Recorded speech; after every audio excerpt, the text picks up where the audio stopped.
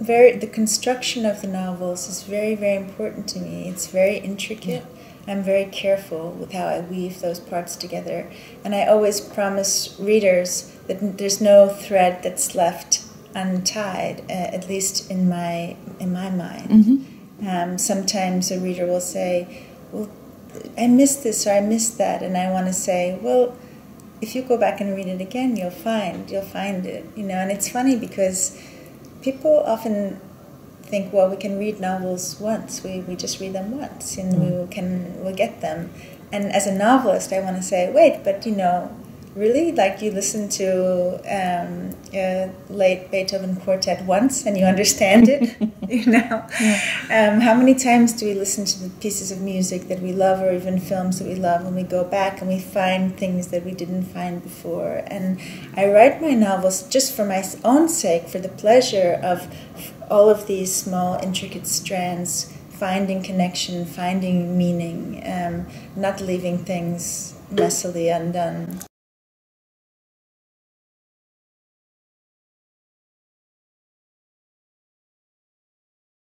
It's interesting, that first novel is also about a man who becomes lost in the desert, and he is found, and he loses a big portion of his memory, and has to reconstruct his sense of self.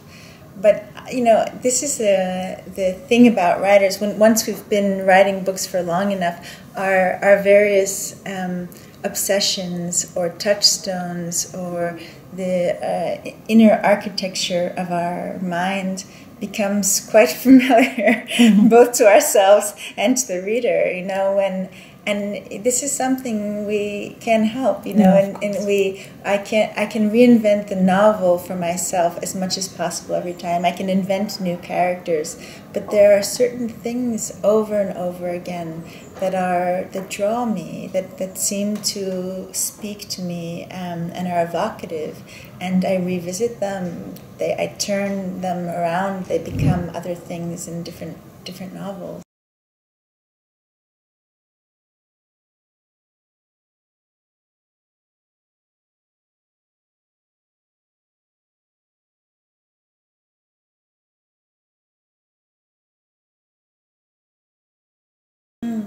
So it's, you know, it never even occurred to me until you just said that of this. But I have to try to think. I think it's the space of what's internal. So maybe there's an instinct in my novels to begin in the internal space. What is inside this person, and then we can move out from there. But what does his inner or her inner world look like? How is it furnished? And what does it tell us about where this person is at this moment in life?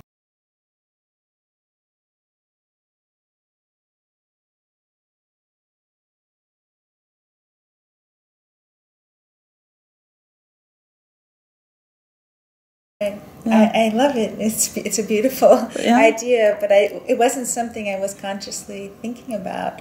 Certainly unconsciously. Oh, okay.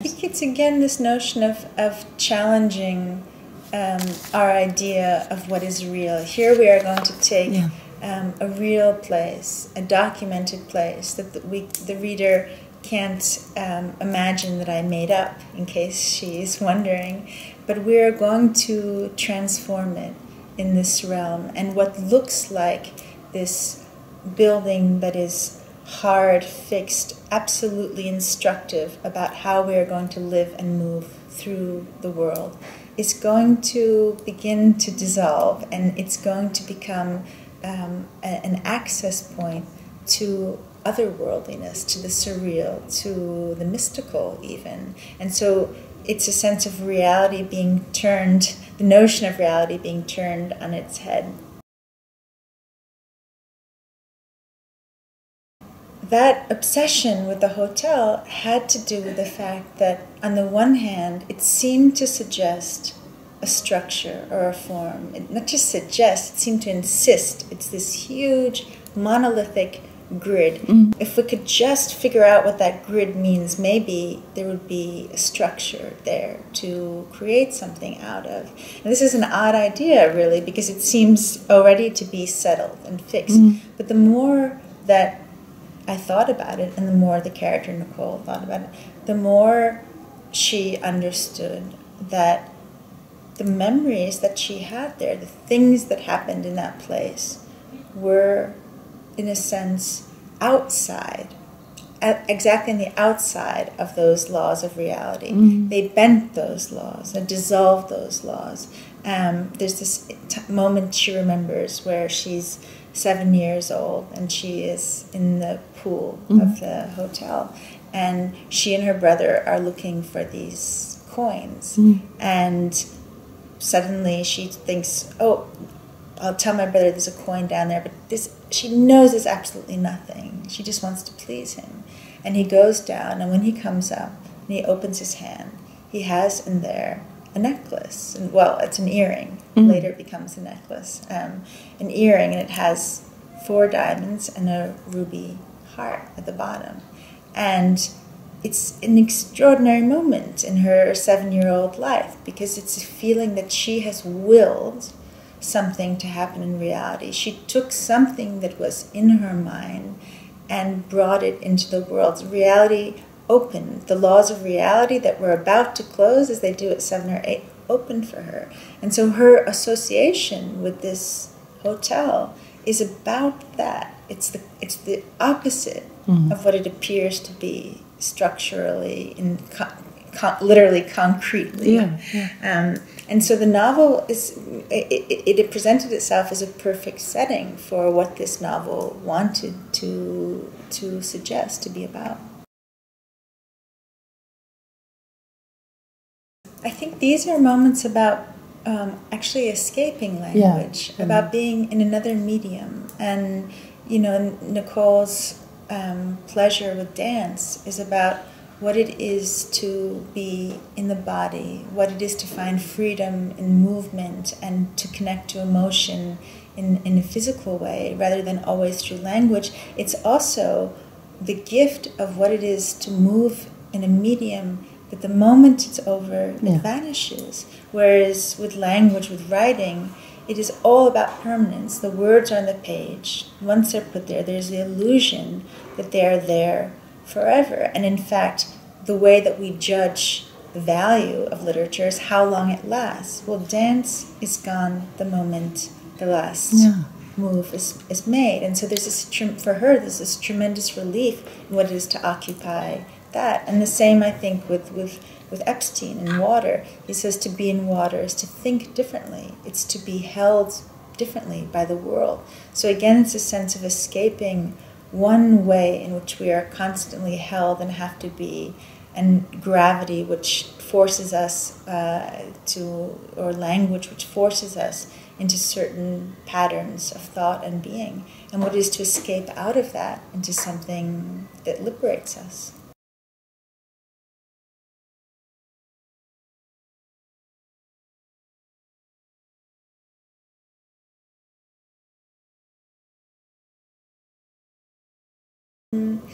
I don't know that Epstein or Nicole find their home there, or Kafka. I mean, I don't know that they are people who have the possibility of a home that is concrete, in a sense. And I feel that about myself. I always like to think that, yes, my novels are the place that I construct that is home, because I take all of these elements, as we spoke about, and weave them together, whether they're the geography of my life or the various people or obsessions or memories, and it becomes a whole.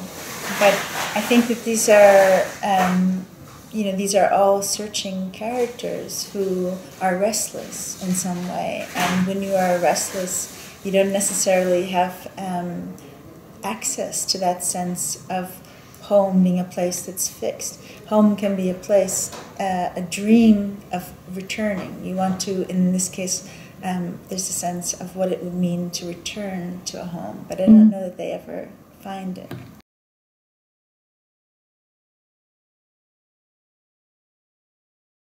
Well, there's a lot of comic vignettes in this novel about Nicole, who is a novelist, being approached by people in Israel who have certain expectations of what she is and what she represents to them. And there's a joke in that. I think the reality is that as a writer, I don't think about representing anyone. Of course, every writer, I think every artist, first and foremost, needs their freedom. They are wrestling for that freedom. They're wrestling against everything that tries to hold or bind them. And yet, when you begin to use material that is also material that belongs to others, so in this case, Jewish history or Jewish texts or places like New York or Tel Aviv, people begin to feel that you are representing them or representing something, and either you're doing it well or you're doing it poorly. But either way, in a sense, it wasn't your intention. Those instincts for you, or you're using color from a palette in order to create something that is unique to your vision of whatever life is, whatever this story demands. And so there's a kind of irony and surprise each time in both being celebrated and embraced for that, which is touching. One can't help but be pleased. Who doesn't want their work to be embraced? But at the same time, there's also a confusion about that, and maybe a rejection of that, because it's not exactly right. It's not what you meant, really. Neither to please nor to represent, nor do you want the duty of this job.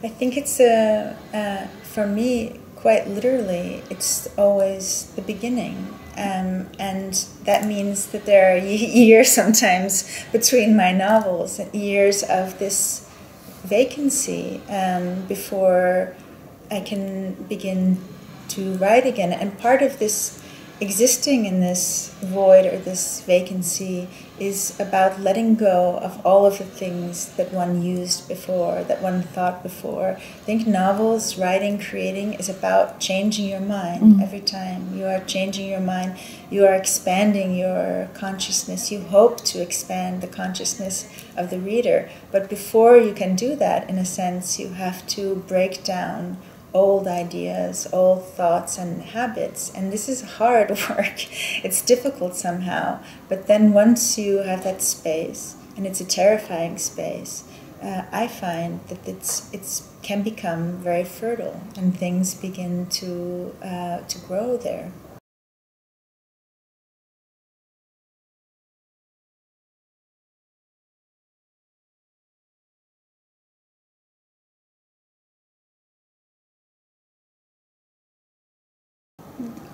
What she's saying there is that the one thing that narrative always betrays is chaos, because narrative always wants to order our world and ourselves into a coherent story.